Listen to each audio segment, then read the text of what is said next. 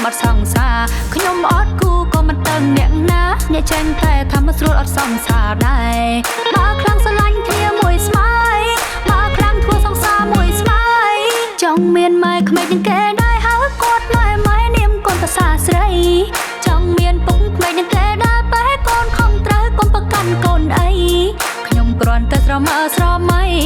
ខ្ញុំគ្រាន់តែស្រមើស្រមៃហេតុអ្វីពេលនេះខ្ញុំមានក្តីសុខហេតុអ្វីពេលនេះខ្ញុំមានក្តីសុខបើខ្ញុំនេះបានរៀបការក្នុងរំឲ្យអូនដៃហើយបាត់ភាពស្រីស្រីឲ្យចូលរួមទៀងវងមានអតីតាអបិយារំខ្លាំងហ្មងមានអនិច្ចអនុគឺជាគិតស៊ីវិរំហ្មងអាការៈរមមយមកមកលៀបអាថងជួបគ្នាម្ដងដឹងទៅរំហុយដៃជួបគ្នាម្ដងដឹងទៅរំហុយដៃ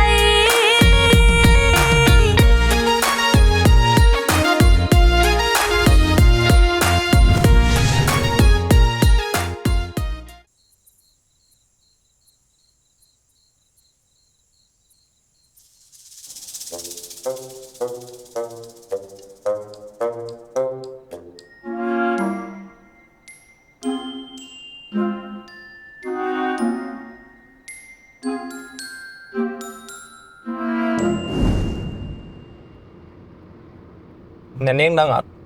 ថាហេតុអីបានជាសុភាជាសិស្សសំណប់ចិត្តរបស់ខ្ញុំក៏ព្រោះតែសុភាមិនត្រឹមតែស្អាតស៊ីដាច់អ្នកនាងថែមទាំងឆ្លាតសង្វាតក្នុងការរៀនសូត្រទៀតផងហើយនេះគឺជាមន្តស្នេហ៍របស់នាងដែលធ្វើឲ្យខ្ញុំនេះលងស្រឡាញ់សុភា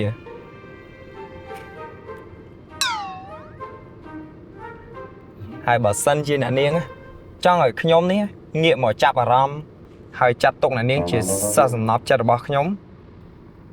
អ្នកនាងគួរណាស់តែប្រឹងប្រែងរៀនសូត្រឲ្យដោយសុភាមិនបាច់ឈ្នះនាងក៏បានដែរត្រឹមបដោះប្រសងមួយគេក៏ល្អដែរអ្នកឯងគិតថាខ្លួនឯងនឹងអស់ចាស់ប៉ុណ្ណាទៅហេតុអីខ្ញុំត្រូវសាកសម្ដីរបស់អ្នកឯងគិតថាខ្លួនឯងមកពីណាជាអ្នកណាមិនបានខ្ញុំត្រូវស្ដាប់សម្ដីឲ្យអ្នកឯងងាកមកចាប់អារម្មណ៍ជាមួយខ្ញុំហ៎ខ្ញុំគ្រាន់តែជាមនុស្សធម្មតាដូចតែអ្នកនាងឯងដែរហើយដែលនិយាយមកនេះមិនបានយកឋានៈតួនាទីក៏ដូចជាស្ថានភាពគ្រួសារមកនិយាយទេខ្ញុំសូមដាស់តឿនអ្នកនាងឲ្យត្រង់ថាអ្នកនាងគួរតែគិតពិចារណាលើការរៀនសូត្រឡើងវិញព្រោះឆ្នាំនេះជាឆ្នាំប្រឡងផងខ្ញុំដឹងថាអ្នកនាងប្រកាសជាគិតថាខ្លួនកើតជាកូនស្រីនៅក្នុងគ្រួសារមួយដែលអំណោយផលស្ទើរតែគ្រប់យ៉ាងបើទោះជាមិនរៀនក៏វាគ្មានបញ្ហាស្អីដែរ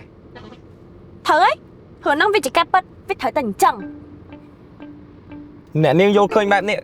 ការដែលប្រមាថទៅលើចំណេះវិជ្ជានេះវាពិតជាទង្វើមួយដែលខុសឆ្គងខ្លាំងអ្នកនាងដែរសម័យអត់បើសិនជាថ្ងៃមួយឪពុកម្ដាយរបស់អ្នកនាងទៅចោលអ្នកនាងឬក៏ភ្លើងឆេះទ្រព្យសម្បត្តិអ្នកនាងអស់ឬក៏ចោលលួចយកទ្រព្យសម្បត្តិនោះអស់មនុស្សស្រីដែលគ្មានចំណេះវិជ្ជាដូចជាអ្នកនាងនេះមានសមត្ថភាពអីទៅស្ដារជីវិតខ្លួនឯងឲ្យប្រសើរឡើងដូចមុនហ្នឹងគ្មានរឿងចៃដន្យបែបហ្នឹងកើតឡើងឯងហើយក៏គ្មានថ្ងៃកើតឡើងបានដែរនៅក្នុងโลกនេះគ្មានអ្វីទៀងទាត់ទេវាសុទ្ធតែជារឿងងាយនឹងបែកធ្លាយទៅវិញដោយមិនអាចស្មានទុកមុនមានតែចំណេះវិជ្ជាដែលមិនអាចបាត់បង់ឬសាបសូន្យទៅណាបានបើទោះជានៅក្នុងកលៈទេសៈណាក៏ដោយបើទោះជាចោលប្លន់ឬក៏ភ្លើងឆេះក៏ចំណេះវិជ្ជាវានៅក្នុងខ្លួនយើងរហូតដែរនេះប្រកាសចិត្តអីថាចំណេះវិជ្ជាទោះបីជាភ្លើងឆេះក៏វាអត់ឲ្យលេសាបសូន្យទៅណាបាទប្រកាសហើយចុះបើសិនជាមានអ្នកបោះអ្នកឯងចូលទៅក្នុងភ្លក់ភ្លើងចំណេះវិជ្ជានៅទៀតអត់កុំប្រាប់ថាមនុស្សឆេះភ្លើងស្លាប់ហើយនៅមានចំណេះវិជ្ជាក្នុងខ្លួនទៀតណាការដែលយល់ឃើញបែបនេះវាគ្រាន់តែជាការផ្សាយផ្ចារបស់ជនដែលមិនស្គាល់ពីតម្លៃនៃចំណេះវិជ្ជាហើយខ្ញុំសូមដាស់តឿនអ្នកនាងថាខ្មែរយើងជាពូជអ្នកសាងអង្គរវត្តដ៏អស្ចារ្យក្នុងโลกគ្មានជាតិណាគេធ្វើបានដូចទេងាកមកការរៀនសូត្រវិញគ្រាន់តែទ្រឹស្ដីដែលគេរកឃើញមកស្រាប់ហេតុអីបានអ្នកនាងជាកូនខ្មែរមួយរូបដែររៀនមិនចេះធ្វើមិនកើតឬវាជាការដែលអសមត្ថភាពពីកំណើតរបស់អ្នកនាងដែលមិនអាចកែប្រែបានតែ បើសិនជាអ្នកនាងមានឆន្ទៈខ្ញុំជឿថាប្រកាសជាអាចធ្វើបានតែការដែលមិនអាចក៏មកពីការដែលមានទីអាងបូករួមជាមួយនឹងភាពខ្ជិលច្រអូសទៅធ្វើឲ្យលទ្ធផលវាទៅជាបែបនេះតែខ្ញុំគិតថាអ្នកនាងត្រូវតែធ្វើឲ្យបានហើយងាកមកយកចិត្តទុកដាក់ក្នុងការរៀនសូត្រឡើងវិញចំពោះការរៀនសូត្រនេះទៀតសោតយើងត្រូវរៀនហើយរៀនទៀតធ្វើហើយធ្វើទៀតរហូតដល់ចាំស្ទាត់សឹមបន្តទៅមុខទៀតនោះការរៀនរបស់យើងនឹងមានដំណើរការល្អអូយបានហើយខ្លាំងណាស់តាមចុះជិះមកបដៅយើងគាត់ថាខ្លួនឯងនឹងជាលោកទេសនាពុទ្ធបរិស័ទចំណោះជើងវត្តស្អីហ្នឹងមែនអើយតាមចុះបើគិតថាខ្លួនឯងគ្រាន់បានណាមិនព្រមចំចាញ់ចប់វាសនាខ្លួនឯងហ្នឹងឲ្យគ្រាន់បានឆ្នាំបន្តិចទៅសម្ដីរបស់អ្នកឯងគ្មានអធិពលស្អីទេមើលតែសានពីជីវិតរហងៃហ្នឹងទៅគិតថាឲ្យខ្ញុំអនុវត្តទ្រឹស្ដីហ្នឹងហើយខ្ញុំនឹងត្រូវធ្វើកាជះគេដោយអ្នកឯងហ្នឹងមែនខ្ញុំគិតថាថ្ងៃណាមួយអ្នកនាងគង់តែយល់ពីសម្ដីរបស់ខ្ញុំអ្វីដែលខ្ញុំនិយាយនេះក៏ព្រោះតែខ្ញុំនេះបានឆ្លងកាត់បទពិសោធន៍ក្នុងជីវិតនេះច្រើនជាងអ្នកនាងដែរព្រោះតែខ្ញុំនេះវាបានឃើញពលឺថ្ងៃមុនអ្នកនាងអញ្ចឹងហើយបានខ្ញុំបានប្រមូលបទពិសោធន៍ទាំងឡាយនេះកុំឲ្យអ្នកនាងដើរខុសឲ្យដើរត្រូវគឺផ្លូវតំណងគ្មានចេតនាអូសទាញអ្នកនាងឲ្យមកជួបស្ថានភាពជីវិតដូចជាខ្ញុំជល់ទេបានតែថាខ្ញុំទីច្រើនពេកបាក់ណាត្រង់ផ្លូវទៅ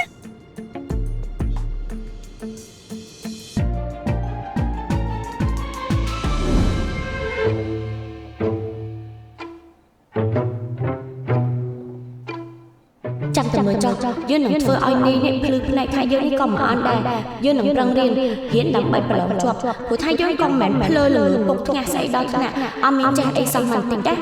យកច្រឡំធំអីយើងធ្លាប់រៀនបានលេខ1កាលពីនៅតូចហើយក៏លេខចុងចូលគេដែរក៏ធ្លាប់ព្រោះដោយសារតែការនោះយើងអត់រៀនតែបើយើងរៀនវិញណាគេក៏យើងព្រមចាំតែមើលចុះយើងនឹងធ្វើឲ្យឯងញាក់ខ្លួនឯងហ៊ានក្អកជាមួយយើងទៀត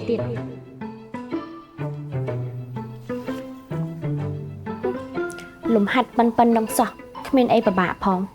គ្រាន់តែមើលឲ្យតែស្ទាត់ចាំរូបមន្តឲ្យតែស្ទាត់ទៅសេឲ្យតែស្ទាត់ដៃទៅចំហក់ទៅលំហាត់ផ្សេងទៀតតែចាំរូបមន្តស្ទាត់គ្មានអីពិបាកទេតែផោមកទៀតណាក៏ចេញចម្លើយមកដែរ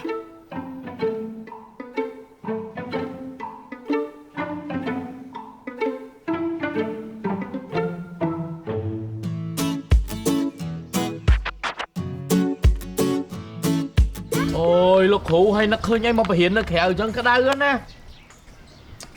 គឺលោកគ្រូចង់ផ្លាស់ប្ដូរបរិយាកាសហ្នឹងណាដើម្បីឲ្យបងប្អូនមានអារម្មណ៍សិក្សាជាងមុនមើលមកអីគ្មានបានមើលអីទេតែយើងឃើញថានេះមើលមកយើង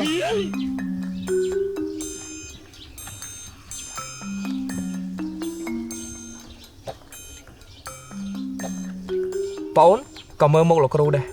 បានមើលទេចុះបើបងបានមើលហេតុអីបានបងនឹងថាលោកគ្រូមើលមុខបងគឺមកពីយើងឃើញអានេះមកចុចគ្រូខែសាលាដូចនេះមើលមកយើងមុនបានហើយលោកគ្រូទទួលស្គាល់ថាលោកគ្រូមើលមុខបងចោះតែក៏ព្រោះតែមុខហ្នឹងវាអាក្រក់ពេកហ្នឹងណាឥឡូវកុំឲ្យខាតពេលបន្តធ្វើលំហាត់ទៀតចុះធ្វើរួចឯចានិយាយលេងនិយាយមែនបើមិនជឿទៅកែទៅហើយធ្វើអីក៏លឿនម៉េះអូយលំហាត់ស្រួលចឹងសោះមិនបាច់ចាំតែប្រើពេលយកខួរក្បាលគិតទៅអីព្រោះថាតាគ្រូអន់ណាលំហាត់ក៏វាអន់ដែរខ្ញុំសុំទឹកទៅតឹងផ្លែតអាធំអាតូចទាំងពីរអញ្ចឹងបងអូនស្រូទៅព្រោះមានអារម្មណ៍ថាភាយមកហើយ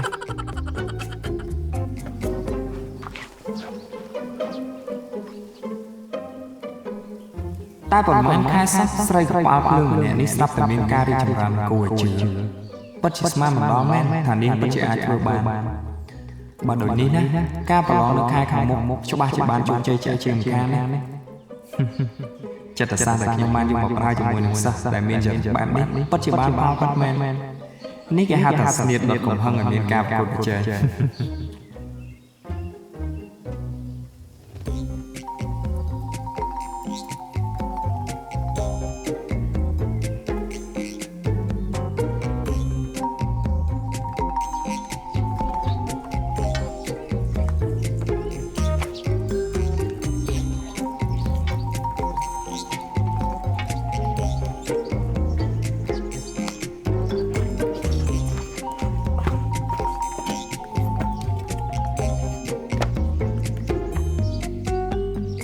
មានលៀងដៃនៅ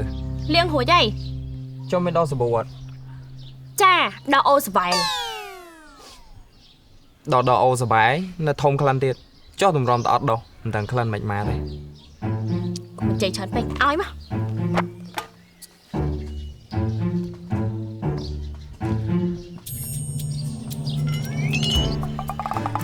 បានមកហ្នឹងរាជនី បន្ទុកពេញទៀតហើយមែនអត់ចាពេញឡងហៀ មើលឲ្យគ្នាមើលបន្តិចមើល ឲ្យមើលចិត្តអាក្រក់មិនគ្រាន់គេសុំមើលតិចសោះ សង្ស័យតសូននោះ សោះនៅតាមចិត្តពួកឯងគិតព្រាទៅមុននេះ រាជនីចាំទៅទាំងអស់គ្នា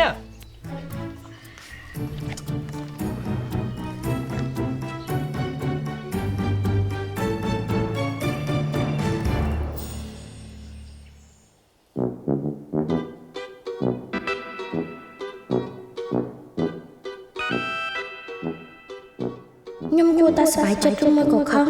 ការដែលនេះមកចុចទៅសេថាខ្ញុំជាសិស្សសំណប់ចិត្តរបស់គេហើយវាគ្មានរឿងនឹងមកត្រូវសប្បាយចិត្តពាក្យហ្នឹងឯងតែគេនោះមានអីគួរអស្ចារ្យដែលខ្ញុំត្រូវត្រេកអរជាមួយនឹងពាក្យបញ្ចុះរបស់គេហួយខ្ពើម៉ាក់តែខ្ញុំសប្បាយចិត្តថាខ្ញុំបានធ្វើឲ្យអានេះមកជួយម្នាក់នឹងភ្លឺភ្នែកហើយឈប់មើលងាយខ្ញុំពីរឿងសូត្រនឹងទៀត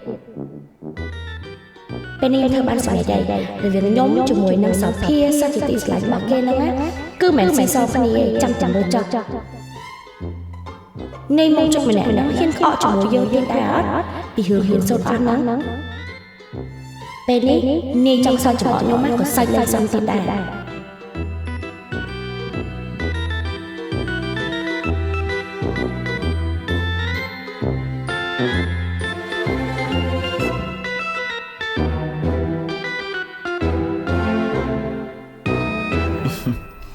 ពូសប្បាយចិត្តណាស់ដែលកូនរាជនីនេះងាកមកខិតខំប្រឹងប្រែងរៀនសូត្របែបនេះហើយរៀនសូត្របានពូកែបានចំណាត់ណាស់ល្អទៀតផងពិតជានឹកស្មានមកដល់មែនក្មួយ អូ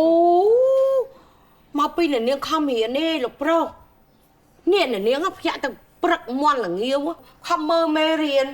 ហើយពេលយប់ធ្វើលំហាត់ធ្វើនេះធ្វើនោះអូយខ្ញុំមកឡើងធុញជំនួស តែយ៉ាងណាមីងអរគុណក្មួយវិភូដែលបានជួយបង្ហាត់បង្រៀនរាជនីបន្ថែមបើគុំតែក្មួយវិភូជួយកុំអីរាជនីក៏មិនងាយកែបានលឿនដល់ថ្នាក់នឹងដែរ បាទលោកពូអ្នកមីងបើសិនជាគ្មានវិភូខ្ញុំនេះទេអ្នកនាងរាជនីប្រកាសជាគ្មានថ្ងៃនេះទេហើយបើចំណាត់ថ្នាក់វិញមុខជាចុងពោយគេរាល់ខែតែម្ដង ចាមីងក៏គិតដូចជាក្មួយអញ្ចឹងដែរ មែនហើយវាត្រូវតែអញ្ចឹងបើយើងចង់បានចំណាត់ថ្នាក់ល្អតើតែយើងនេះខិតខំប្រឹងប្រែងរៀនសូត្រ ហើយពេលប្រឡងច្បាស់ជាធ្លាក់ឬសូត្រតែក្ដុកតែម្ដង ជុំគ្នានិយាយដើមខ្ញុំផងណាមើលទៅដូចត្រូវដុំត្រូវផ្លែគ្នាខ្លាំងណាស់លោកប៉ាអ្នកម៉ាក់មិនចឹងដែរមើលទៅដូចជាឲ្យតម្លៃនៃម្នាក់នឹងដល់កាន់ខ្លាំងឡើងណាហើយនំនេះសើចច្បោះឲ្យខ្ញុំទៀតខ្ញុំនឹងជាកូនប៉ាម៉ាក់ឬមួយក៏ប្រុសចុចនឹងជាកូនបងប៉ាម៉ាក់ លោកផុសលោកស្រីបងភូខ្ញុំប្រាប់រឿងមួយការខ្ញុំនៅរៀនអនុវិទ្យាល័យសិស្សក្នុងថ្នាក់រៀនខ្ញុំ40នាក់ខ្ញុំរៀនបានលេខ1រាល់ខែ ខ្លាំងណាស់ណោះ តែលេខ1រាប់ពីក្រោមឡើងមកលើ អូចឹងទេ នេះតែបើកំតាត់អាសៅខ្ញុំមើលមានខែមួយនោះខ្ញុំរៀនឈ្នះគេ2នាក់ដែរតាខ្ញុំលេខ38ស្រាប់ឪពុកម៉ែខ្ញុំក៏ថាចេះគាត់សុបាយចិត្តតាគាត់ថាខ្ញុំហិចចម្រើនណា អូប៉ាអើយ ចា បើសិនជាខ្ញុំជាឪពុកម្ដាយរបស់ប៉ាឯងវិញខ្ញុំក៏សប្បាយចិត្តដែរ ចា ពូថាបានកូនស្រីនេះខិតខំប្រឹងប្រែងរៀនសូត្រពីលេខចុងរហូតដល់រៀនឈ្នះពីគេម្នាក់ពីរនាក់នោះ ប្រកាសជាអញ្ចឹងឯណាបងទោះបីយ៉ាងណាក៏ល្អជាងចុងពោចគេដែរ ហើយលោកប្រុសលោកស្រីដឹងទេដឹងមិនគេខ្ញុំរៀនឈ្នះ2នាក់នោះដោយសារតែ2នាក់នោះម្នាក់វាអត់មករៀនហើយម្នាក់ទៀតកោធាក់ងាប់បាត់ទៅ អូអញ្ចឹងទេ នោះហើយនេះប្រវត្តិកាខ្ញុំនៅរៀនណា អញ្ចឹងសោះក៏យอมមិននិយាយដែរ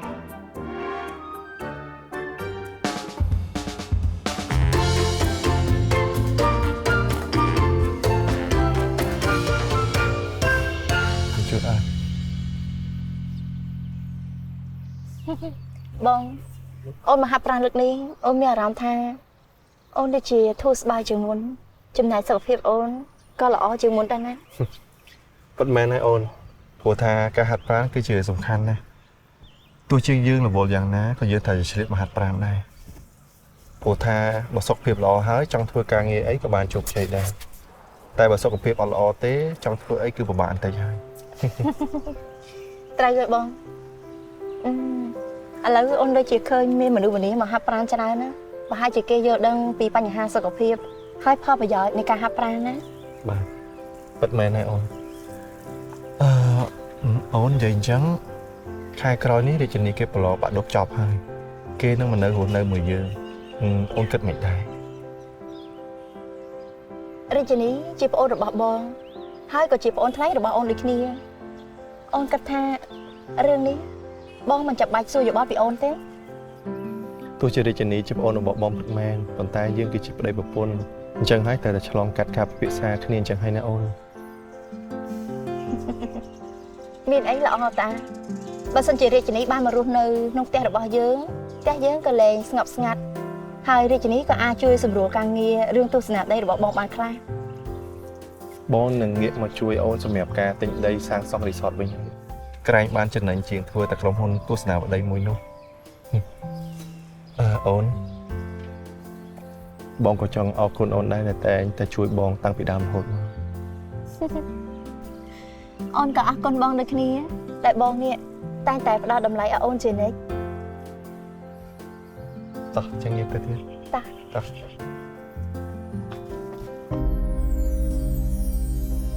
ខ្ញុំឃើញគ្រួសារលោកកែនាយុមានស្នេហ៍បង្គោលបែបនេះខ្ញុំរំភើបចិត្តខ្លាំងណាស់ខ្ញុំរឹតតែមិនចង់ចូលមកបែបព័ន្ធជាមួយគ្រួសាររបស់លោកទៀតទោះជាក្នុងរូបភាពណាក៏ដោយតែអ្វីដែលជំរុញឲ្យខ្ញុំនៅតែចូលមកបែបព័ន្ធនៅក្នុងគ្រួសាររបស់លោកនោះគឺខ្ញុំចង់ឃើញមុខកូនប្រុសរបស់ខ្ញុំនឹកគេខ្ញុំស្រឡាញ់គេតែគ្រប់ពេលដែលខ្ញុំចូលនៅផ្ទះបងមួយខ្ញុំមានអារម្មណ៍ថាខ្មាស់ខ្លួនឯងជាពិសេសមានអារម្មណ៍ថាខុសឆ្គងជាមួយបងមួយខ្លាំងតែខ្ញុំត្រូវបន្តសម្ដែងល្ខោននេះដល់ពេលណាឬមួយក៏ត្រូវបន្តការសម្ដែងរហូតដល់ថ្ងៃចុងក្រោយនៃជីវិតរបស់ខ្ញុំ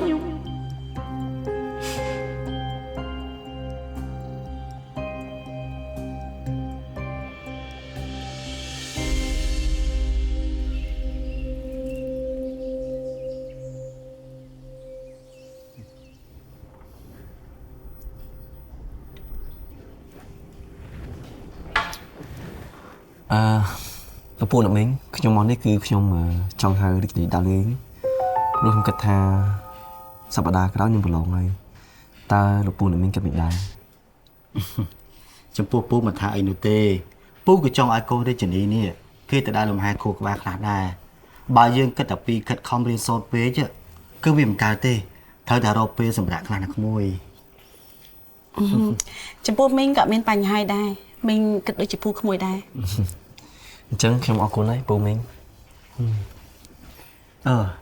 ប៉ុន្តែពូឲ្យក្មួយពីភូនេះគេបើកឡានជូនទៅនៅក្មួយ ត្រូវឲ្យក្មួយឲ្យវិភូទៅបានជាគ្នាទៅហើយទៅគ្នាច្រើនអញ្ចឹងគឺអាចជុំគ្នាសប្បាយមិនថាអញ្ចឹង បាទមែនហើយ ខ្ញុំមានបំណងមកបួសរាជនីទៅដើរលេងតែពីរនាក់តែបែរជាលោកពូអ្នកមីងឲ្យអាអ្នកបាក់ឡានមកដំណើរទីនោះទៅជាមួយដែរទៅវិញខ្ញុំដូចជាមិនយល់សោះហេតុអីបានជាលោកពូអ្នកមីងដូចជាមិនទុកចិត្តខ្ញុំហើយបែរជាទុកចិត្តអានេះបាក់ឡានទៅវិញតើវាជាណាទេឬជាកូនលួចលាក់របស់លោកពូទីដឹងទៅបានតែមើលទៅស្រឡាញ់ឲ្យតម្លៃវាដល់ថ្នាក់នេះ ក្មួយបានថាអញ្ចឹងក្មួយគិតថាចង់ទៅដើរលេងថ្ងៃណាដែរ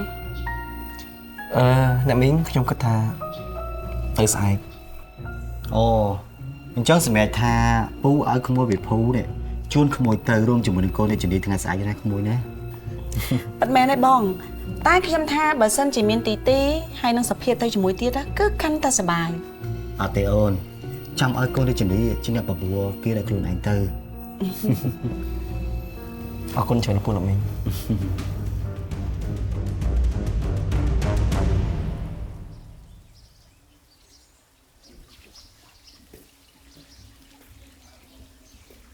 ឈប់សិន ហើយមានការ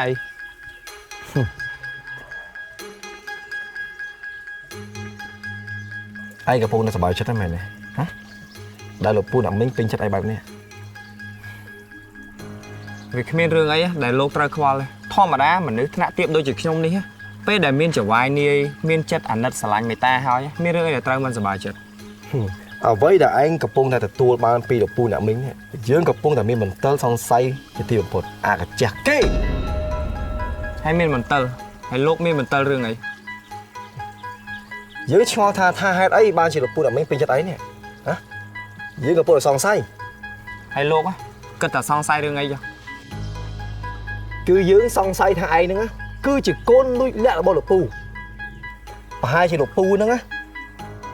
ទៅមានស័យក្រៅគ្រាន់តែមិនហ៊ានប្រាប់អ្នកមីងហើយអ្នកមីងខឹងត្រូវទេ បើជ្រុលថាលោកនិយាយពាក្យអស់នេះចេញពីមាត់ហើយចាំខ្ញុំពំពាក្យដែលលោកបាននិយាយនេះទៅជម្រាបលោកពូហើយចាំមើលថាលោកពូគិតយ៉ាងណា ឯងហ៊ានទេ ហើយលោកខ្លាចទេ ឯងសាកមើលថានឹងមានរឿងអីកើតឡើងឯងចង់នឹងសាកមើល ខ្ញុំគិតថាកើតជាកូនប្រុសពេញលក្ខណៈបែបនេះគួរណាតែមានភាពក្លាហានហ៊ានទទួលខុសត្រូវលើអ្វីដែលខ្លួនឯងធ្វើលើអ្វីដែលខ្លួនឯងនិយាយតែភាពកំសាកខ្វះការទទួលខុសត្រូវរបស់លោកនេះខ្ញុំគិតថាលោកពាក់សរងហើយទៅផ្ទះវិញទៅល្អជាង ឯងឆាប់បិទបោះឯភ្លាមអាសម្រាប់ តើលោកជាអ្នកណាមានសិទ្ធអីមកបញ្ជាខ្ញុំបិទមាត់របស់ខ្ញុំមានសេរីភាពពេញលេញក្នុងការនិយាយជាពិសេសនិយាយជាមួយមនុស្សដែលថ្នាក់ខ្ពស់ដូចជាលោកនេះកុំឲ្យនិយាយអីផ្អែកតែតាមអារម្មណ៍ខ្លួនឯងគ្មានមូលដ្ឋានគ្រឹះច្បាស់លាស់ព្រោះវាអាចប៉ះពាល់ដល់សុភមង្គលគ្រួសារគេលើក្រោយបើសង្ស័យអីសង្ស័យទំនងផង ឈប់សិន ម៉េចពាក្យដាស់តឿនរបស់ខ្ញុំប៉ុណ្នេះមិនទាន់គ្រប់គ្រាន់ទេឬក៏លោកចោលខ្ញុំបន្ថែមទៀត ឯងបិទមុខទៅអាសម្រាប់ ណែខ្ញុំសិនមកនេះ ចាំមិនចាំមិន ចាំធ្វើអីបងអត់ថាហ្នឹងហ៎ ខ្ញុំគ្មានចង់ធ្វើអីគេខ្ញុំគ្រាន់តែចង់ឲ្យគេស្គាល់រសជាតិកណ្ដាប់ដៃមនុស្សដែលថ្នាក់ទាបដូចជាខ្ញុំនេះថាវារសជាតិយ៉ាងណា តែកុំយកដៃមនុស្សថោកទាបថ្នាក់អន់ដូចជាឯងនេះយកប៉ះបងមិនថាអីសោះតុកដៃហ្នឹងដាល់មកខ្លួនឯងមិនទៅល្អជាងដើម្បីអភិសតិថាខ្លួនឯងជាពីណាគេមានឋានៈជាអីកុំធ្វើអីឬមិនក៏និយាយអីហូបពេលសម្រាប់ភាពខ្លួនឯងពេកវាគ្មានបានផលល្អអីទេនាំឲ្យតែគេស្អប់ហើយឈឺសាច់ទាំងឯងតាបងឆាប់ទៅវិញខ្ញុំឡើងលើផ្ទះដែរព្រោះថានៅម្ដុំនេះមានក្លិនស្អីមិនល្អមកចេះ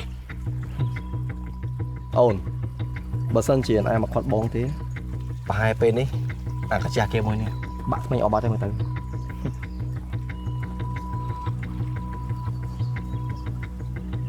តោះមកទៅវិញណា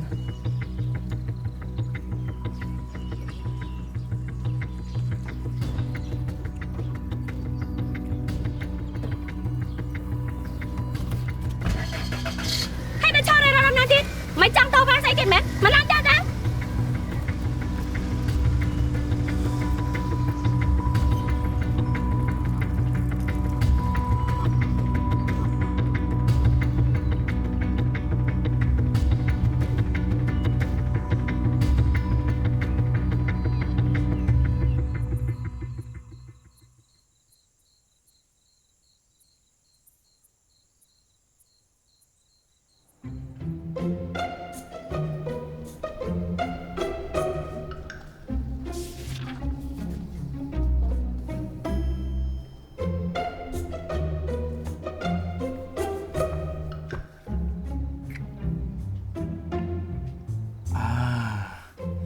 ក៏រោគផ្ញើសារតានាងកប៉ាល់ភ្លើងឲ្យឆេះដងម្ដងមើលជាការសងសឹក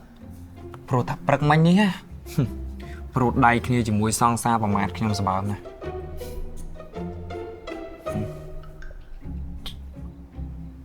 សួស្ដីអ្នកនាងតូចខ្ញុំមាន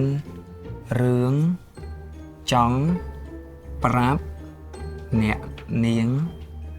ថាថ្ងៃនេះខ្ញុំពិតជាសប្បាយចិត្តខ្លាំងណាស់ កាលដែលអ្នកនាង ប្រមាថមកលើខ្ញុំបែបនេះអ្នកនាងដឹងទេថាមាត់របស់អ្នកនាងនេះពេលដែលធ្វើបូចមាត់បែបនេះណាមើលទៅដូចជាកញ្ចោញមាន់អីចឹង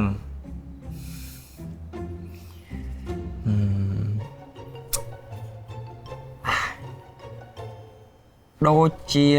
កញ្ចោញមាន់ដែលរៀបនឹងចេញអ្វីម្យ៉ាង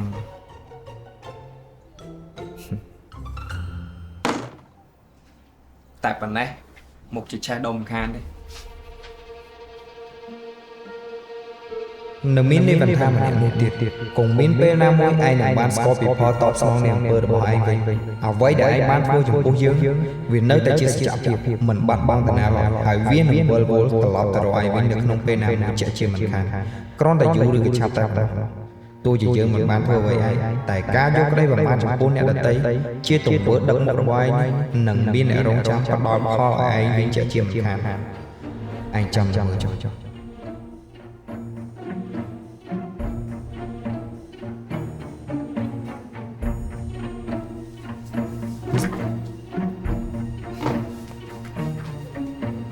អានេះមកជួយងាប់ទៅហ៊ានថាយើងនេះមាត់ស្រួយដូចកញ្ចុញគូតមន់ចង់បញ្ចេញអីផងណាចុះទៅងាប់ទៅ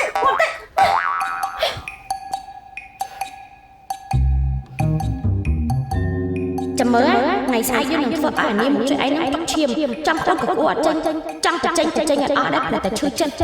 ធៀមខ្លួនតែបើព្រឹងចុច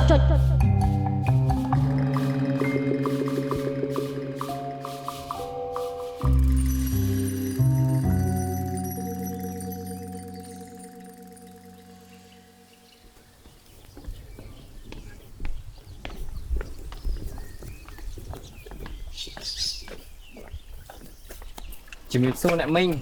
ចា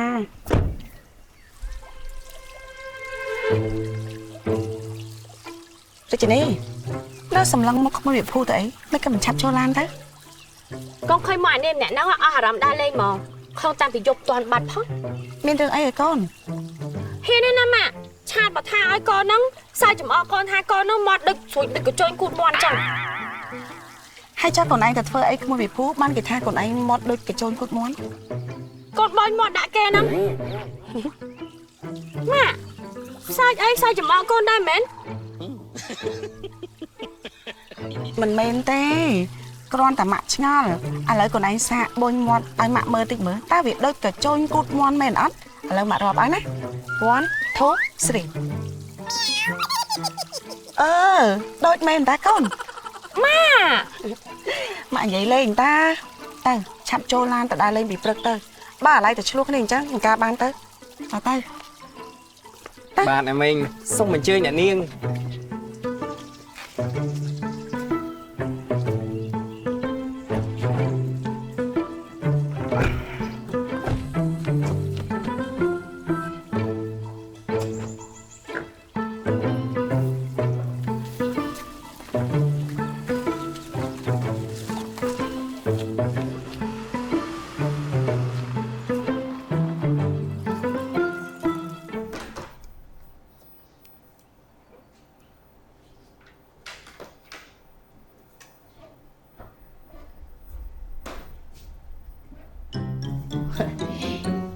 អ្នកស្រី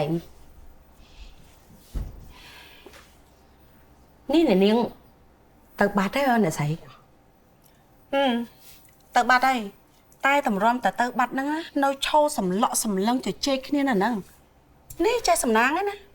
ដែលខ្ញុំជូនតឡើងឡានបើសិនជាខ្ញុំមិនជូនទៅទេណាថ្មហ្នឹងមិនទាន់បានចេញទៅផងនាងឯជនីជាមួយនឹងវិភូហ្នឹងអ្នកស្រីអូមានអ្នកណាក្រៅពីរាជនីនិងវិភូនឹងទៀតអូ Ôi nên nhưng miền à rắm ăn o son là sấy ơi. À rắm ăn lọ. Mấy đường ấy. Cứ rương bằng phô nó là những đi chả ní á. Công cách nia vì chỉ hướng thăm ở đây. Tại vậy để nhưng mà rắm á. Cứ hướng chùm lùa. Rồi bỏ bằng phô nó là bỏ hoàn thang. Chùm lùa vị phô nó hoàn thang. Chà. Mà sân mình nhá. Nhóm á. Bàn lộ mơ khơi. Hôi nè thằng Pi nó tông ta sảy co đặt kia tiếp phong. Hú xẹt ta mình tay bà nâng ấy. Nè phòng bản tha. Tụt ta bồng phu mặt đầy đi đó. Bên trong lọt mạng nó hả? Chà. Hôi bên nó á. Bồng phu á. Phong nâng to tăng. Đai nè phòng bản tha sao sao ấy. Xẹt ta nâng nương đây chứ đi. Chân tập quen cà phê nè phòng bản tha. Ôi em tại bà nói ấy nó phốt trên bóng phô á chẳng chả này hay trong khói á nên liên hệ chẳng ý thơ mọt vậy thơ mọt xuống đặt bóng phô chẳng á chứ ca bằng chư tham đi đó là sấy ơi chẳng ta ở bàn riêng chẳng đi chạy đông đọt nạ nâng là liên chạy đông hay là liên á miền đông chạy trần mấy nè sấy Cơ rương không ai bị phô để tha đi chẳng ý nữa á. Mọt xuôi đôi cái trôn cụt muôn nó ấy.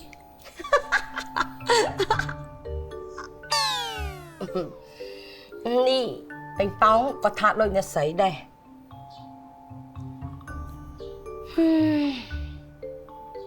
Nhóm á, bà rõm à. À hướng đầm nào cầm san lỡ nè. Nhưng có tha, bà có chỉ chạy đông không lan này. Chăm đã mơ cho. Hay rương này nhóm bà rõm á. Cơ rương chùm lù. Rồi viên là pro văn tham mới bóng phù. Khi mơ tập pi điện nâng á. Mình tới thiết kia sao. Chìm xé là pro văn tham. Úi sợ ấp bóng phù đó chẳng á. Ôi nè say.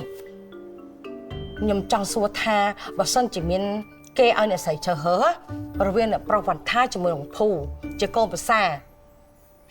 Nè say hớ vô mười nè.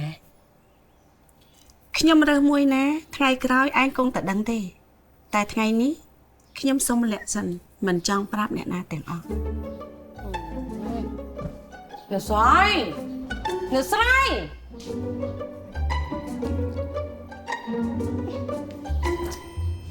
Nè xoay ơi nè xoay Ôi khoan là phẹm tích con bán đây Muốn khói con một phẹm ở đáy Phẹm tích tôi phải thấy Đập bây ai phải bao nè Thiểm chất Thiểm cai, thiểm thơm Nếu bây đã đăng tha Bằng phô á Ban tên là niên rơi chẳng đi Ôi nè xây Hiến chất là khoa nâng phải nam á nó Ất vô là món á